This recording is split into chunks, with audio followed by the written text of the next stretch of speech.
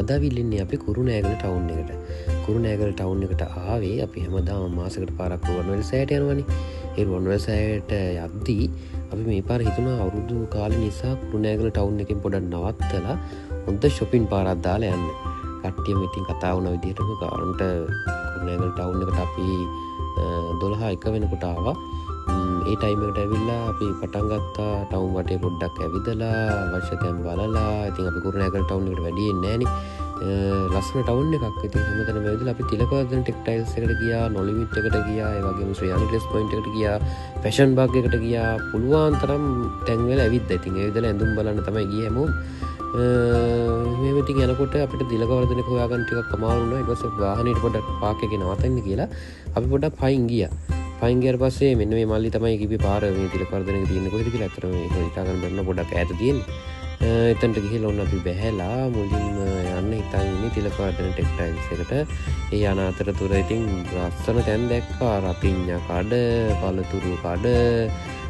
මං ඉතින් හැමෝටම එන්න කියලා ආරාධනා කරා. හොඳයි. යන් අපි එහෙනම් එතනට ගිහිල්ලා තිලකවර්ධනකට ගිහිල්ලා බලලා අපි ඇතුළට ගියාම අපිට මුලින්ම හම්බුනේ ලිෆ්ට් එකේ ඉතින් උඩට ගිහිල්ලා තර්ඩ් ෆ්ලෝර් එකේ ජීන්ස් ඇඳුම් තිබුණා. ඉතින් අපි සෑහෙන වෙලාවක් පැය 2:00මාරක්ම හිටියේ මේක ඇතුලේ.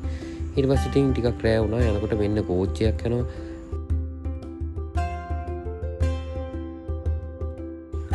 එක දිගට ඒ කෝච්චිය දිහා බලන් ඉන්නකොට හරියම සනසිල්ලක් දැනුණා. ඒක ගිහින් ඉවර වෙනකම්ම අපි හොඳට බලන් හිටියා. ඊට පස්සේ ඉතින් අපි නැවතත් අපේ ගමන යන්න පිටත් වුණා.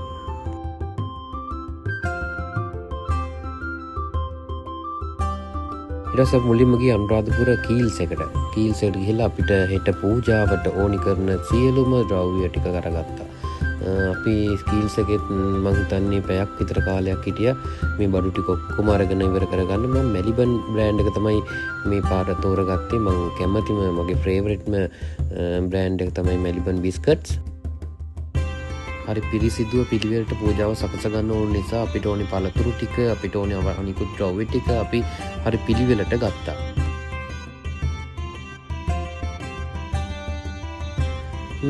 සමන්නයි ඉතින් තෝර දානවා. ඉතින් ඔක්කොම අවශ්‍ය කුඩු දේවල් එයා හොඳට දන්නවයි. ඒක නිසා මේ ඔක්කොම හොයලා බලලා දානවා. අපිට ඕන කරන දේවලුත් ගත්තා මේ ASCII. මේ දවස්වල රස්නේ නිසා, වියලි කාලගුණ නිසා හොඳ බොඩි ලෝෂන් එකක් තෝරන ගමන් මේ කොහොම තෝරන ගමන් එන්නම රෑ වුණා. අපිට ඊට පස්සේ බඩගින්නකුත් ආවා. අපි ඒකට තෝරගත්තේ අනුරාධපුර KFC.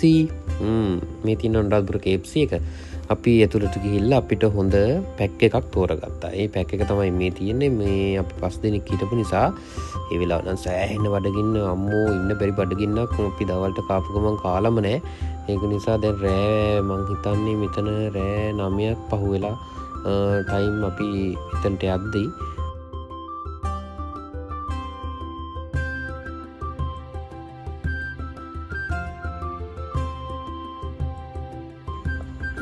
ඔන්න බලන්නකෝ අපේ අවුරුදු ෆැමිලි කම්බෝ එක ඔන්න බොක්ස් එක අරිනකොටම තියෙන්නේ ලොකු ක්‍රිස්පි චිකන්. රසම රසයි.